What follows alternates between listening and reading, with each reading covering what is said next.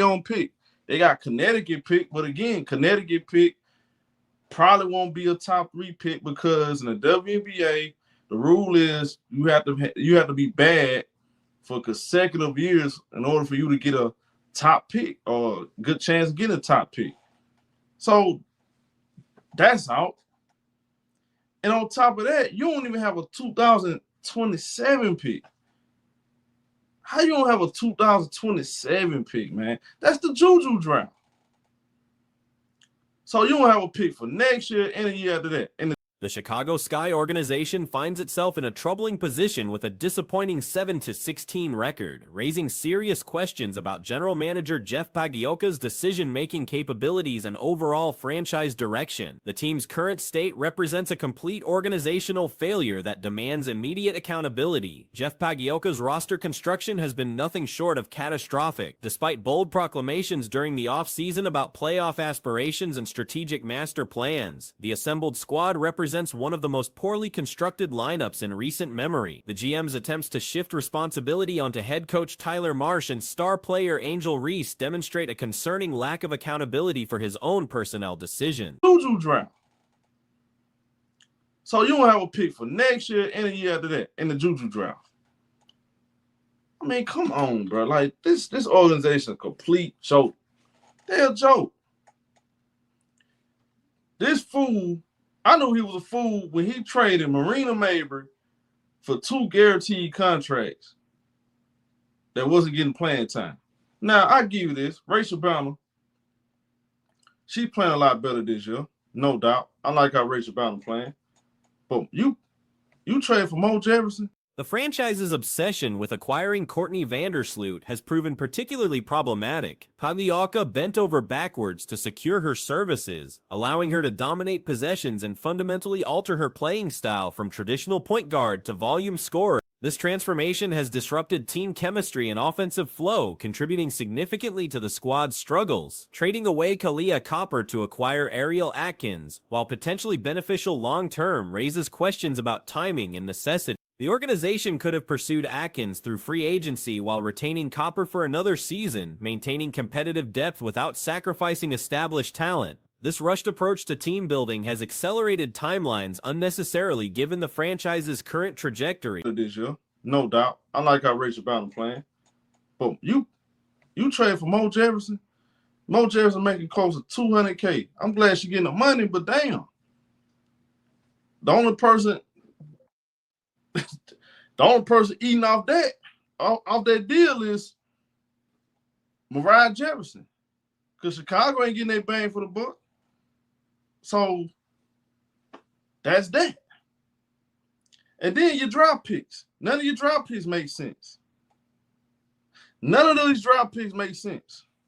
The draft capital situation presents perhaps the most damaging aspect of Pagliocca's tenure. The organization lacks its own 2026 first-round selection, having traded it to acquire Dana Evan. Additionally, the absence of a 2027 pick eliminates opportunities during what promises to be a talent-rich draft class featuring top prospects. This short-sighted approach has severely limited future flexibility and rebuilding options. Recent draft selections have compounded these problems through questionable player evaluation. Selecting Camila Cardoso, while talented, created positional redundancy alongside Angel Reese. The choice of an overseas prospect who won't contribute immediately, combined with drafting an injured player in Kistar Gondrazic, has wasted valuable development opportunities and roster spots. These draft picks make sense.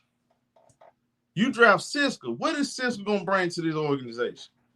What is the point of drafting Siska when she's a 4? She's a 4, man. She's not a 3. You already got Angel. You already got Camilla. You don't need more bigs. The fool draft Siska, a player overseas on top of that. That ain't even playing this year. The hiring of Tyler Marsh as head coach appears mismatched given the team's composition and needs. While promoted as a brilliant tactical mind, his rookie head coaching experience seems better suited for a veteran roster rather than developing young talent. The team's 4-7 home record and frequent blowout losses suggest fundamental coaching and preparation issues that extend beyond mere talent deficiencies. Player development has suffered dramatically under the current regime. Despite hiring a supposed development specialist after dismissing previous coaching staff, young players like Kennedy Carter appear lost on the court, attempting excessive three-point shots and committing numerous turnovers while struggling defensively. This represents a complete failure of the development system and coaching philosophy. Angel Reese has become the franchise's primary asset and burden simultaneously. The organization expects her to function as franchise player, team leader, primary recruiter, and organizational spokesperson while providing minimal supporting infrastructure. Her efforts to recruit free agents and maintain team morale exceed typical rookie responsibilities, yet management continues failing to provide adequate roster support. The star forward's recent back injury highlights another organizational failure: player management and workload distribution. Excessive minutes and responsibilities have potentially compromised her long-term health due to inadequate supporting cast construction. This situation exemplifies how poor roster building creates cascading problems affecting player welfare. Current roster composition reveals fundamental misunderstanding of team-building principles. Veterans like Ariel Atkins and Camila Cardoso remain primarily due to relationships with Angel Reese rather than organizational competence. Dana Evans similarly benefits from these personal connections while receiving inadequate developmental support from coaching staff. The franchise's salary cap management has proven equally problematic. Significant financial commitments to players like Marina Mabrey, who provide limited production relative to their contracts, demonstrate poor resource allocation and evaluation. These decisions compound roster inflexibility while failing to maximize available talent acquisition opportunities. Chicago's home court performance has become particularly embarrassing, with frequent blowout losses creating negative fan experiences and damaging franchise reputation. The team's inability to compete effectively in their own building reflects systemic organizational problems that extend far beyond individual player performance or coaching adjustments. Free agency expectations appear unrealistic given current organizational trajectory and reputation. While salary cap space may provide theoretical flexibility, the franchise's poor track record and continued mismanagement make it unlikely to attract premier free agents without significant structural changes and improved competitiveness. The organization's treatment of Angel Reese borders on exploitation, demanding franchise-level performance and leadership while providing substandard organizational support. Her professional approach and team-first attitude mask the reality that management has failed to construct a competitive environment worthy of her talents and potential. Looking forward, the franchise faces limited options for rapid improvement. Without significant draft capital and questionable free agency appeal, Chicago must rely heavily on internal development and strategic patience. However, current management's track record suggests these necessary improvements remain unlikely under existing leadership. The situation demands immediate organizational changes, starting with general management accountability. Jeff Pagliocca's continued employment represents acceptance of failure and organizational dysfunction that threatens to waste valuable years of Angel Reese's career while damaging franchise credibility and competitive prospect. Without dramatic personnel changes at management levels, the Chicago Sky risks extended mediocrity and potential star player departure. The current trajectory suggests deeper problems requiring comprehensive organizational restructuring rather than minor adjustments to existing failed systems and personnel decisions. The Chicago Sky's current state represents a troubling decline that brings shame to professional basketball standards. Their performances have reached levels that could genuinely be called disgraceful to the sport itself. While injuries and missing key personnel provide some context, these factors cannot excuse the manner of their defeats when considering the supposed talent on their roster.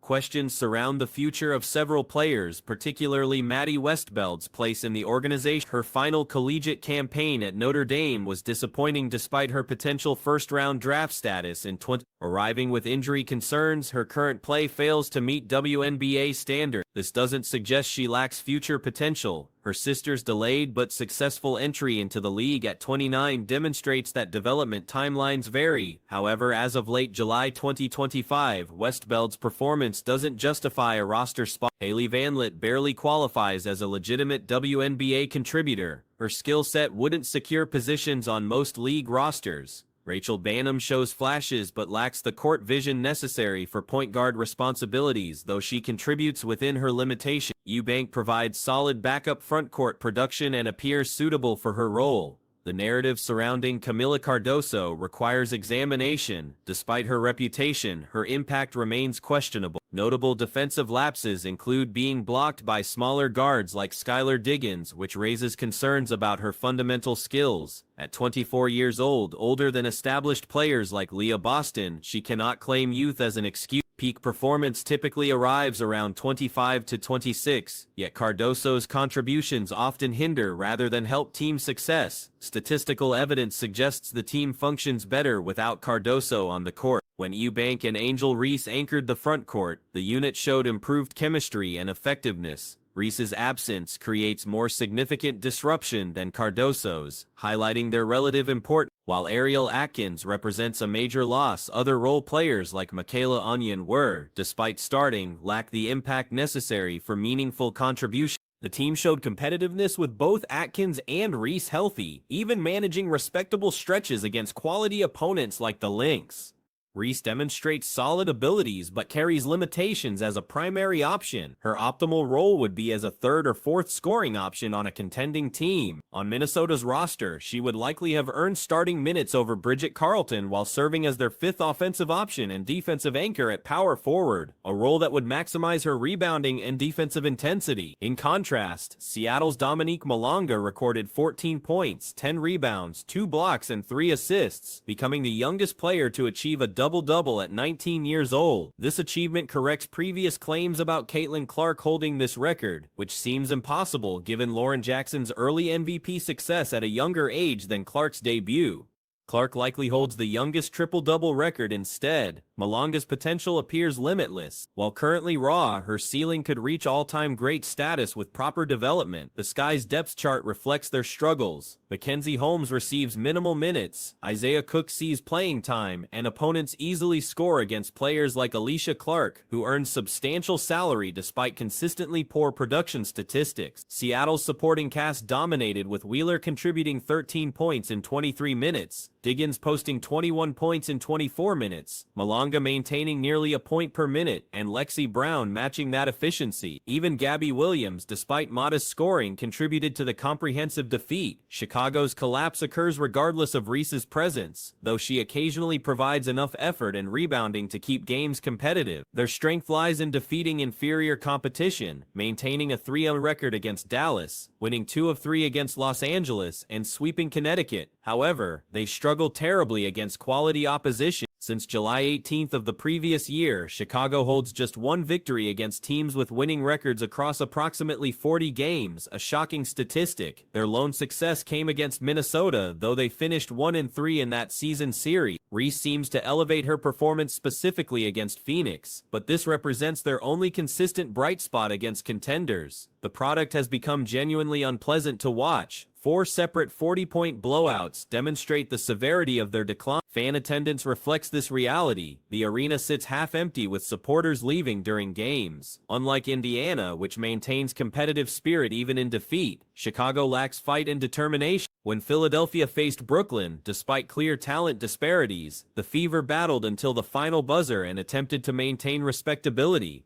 Chicago shows none of this resilience, raising questions about coaching and leadership. The coaching staff presents mixed evaluation. While Chris Klein appears more suited to motivational speaking, Tyler Marsh demonstrates genuine basketball intelligence with solid game planning and strategic understanding. However, head coaching requires additional skills beyond X's and O's. Motivation, player relationships, and in-game management become crucial. Stephanie White exemplifies these leadership qualities. While her basketball decisions and rotations invite criticism, her ability to connect with players and provide direction remains unquestioned. Marsh lacks head coaching experience, and the transition from assistant to head coach presents significant challenge. Assistant coaching allows focus on specific areas like game planning without the broader responsibilities of lineup decisions, timeout management, and player relationship. The WNBA's high coaching standards, combined with intense pressure despite limited financial rewards, make this transition particularly difficult. Few assistants successfully make this leap immediately, especially at such an elite level. A recent dispute has surfaced involving former NFL quarterback Robert Griffin III, basketball player Angel Reese, and NBA Hall of Famer Shaquille O'Neal. The conflict originated when Griffin shared allegations about a discussion he purportedly had with someone from Reese's personal network concerning her sentiments toward Caitlin Clark. Griffin's narrative included an unnamed source supposedly confirming that Reese holds unfavorable opinions about Clark, stemming from media treatment that perpetually draws comparisons between both athletes. Griffin implied that Reese had developed irritation with being constantly questioned in ways that referenced Clark, fostering animosity over extended periods. These supposed disclosures generated substantial debate throughout digital media channels. Reese challenged Griffin's statements by denying their validity, declaring his claims were fabricated for publicity purposes. She stressed that her inner circle's composition is well known, making Griffin's anonymous informant assertion dubious. The athlete's rebuttal implied no team member had communicated such details to Griffin. The matter intensified significantly when O'Neal joined the discussion through a forceful video statement. The former Los Angeles center, donning indoor eyewear, delivered an hostile message targeting Griffin. O'Neal's declaration contained threats of bodily harm, explicitly stating he would physically assault Griffin for continuing posts about Reese. Throughout his outburst, O'Neal established himself as Reese's defender, claiming he counsels her against responding to such disputes to preserve her professional reputation. He denounced Griffin for making what he deemed inappropriate remarks regarding female competitors, suggesting only women should address matters involving female players. O'Neal contended that male analysts should refrain from exploring personal relationships among women's basketball athletes. The 53-year-old former player also mentioned a separate occurrence where someone had produced offensive content featuring Reese and video game imagery, though Griffin had actually supported Reese during that incident. O'Neal appeared to merge this support with the current dispute, generating additional confusion regarding event sequences. Digital platform responses to O'Neal's threatening behavior were predominantly critical. Users condemned the former athlete for unprofessional conduct, with numerous individuals questioning his motivations for such aggressive protection of Reese. Reactions included allegations of questionable interest in the significantly younger player and criticism of his violent language toward Griffin. Multiple observers highlighted contradictions in O'Neal's stance, noting that women's professional basketball has historically faced insufficient media coverage, making his suggestion that men avoid commenting potentially harmful. Critics maintained that reduced attention would damage rather than benefit women's professional basketball. Opposition to O'Neal grew as people questioned whether corporate partners should reevaluate their associations with someone issuing public violence threats. Business partnerships and sponsorship agreements typically contain conduct provisions that such incidents could activate. Griffin's football background became relevant during discussions about O'Neal's threat. As a former high draft selection recognized for remarkable speed and mobility, many indicated Griffin would easily avoid any physical encounter with the larger but less agile O'Neal. The dispute illuminated wider concerns within sports journalism, including coverage methods for female athletes and appropriateness of male commentators discussing personal connections between women players. Some argued Griffin's initial claims, regardless of accuracy, contributed to unnecessary conflict in women's basketball. O'Neal's use of familial terminology when describing his guidance to Reese intensified criticism about their relationship's character. The protective language combined with aggressive advocacy created uncomfortable perceptions for numerous observers. The episode also prompted questions about source verification in sports journalism. Griffin's allegations about anonymous contacts from Reese's organization remained unproven, yet created significant dispute and reaction. The